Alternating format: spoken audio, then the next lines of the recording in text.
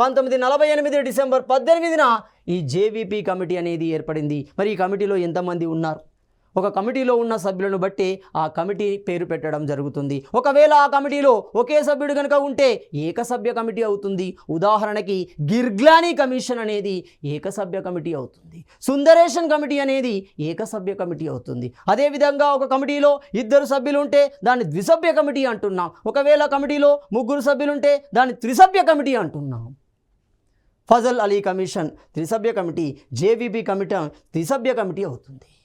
3 కంటే ఎక్కువగా ఒక కమిటీలో సభ్యులు కనుక ఉంటే దాన్ని బహుళ సభ్య కమిటీగా పిలవడం జరుగుతుంది. సో జీవీపీ కమిటీ అనేది ఏమవుతుంది? ఒక త్రిసభ్య కమిటీగా పిలవడం జరుగుతుంది. ఇది మొత్తంగా భాషా ప్రయుక్త రాష్ట్రాల పునర్వ్యవస్థీకరణకు సంబంధించిన అంశాలను లోతుగా పరిశీలించింది. తన నివేదికని 1949 ఏప్రిల్ 1న ఇవ్వడం జరిగింది.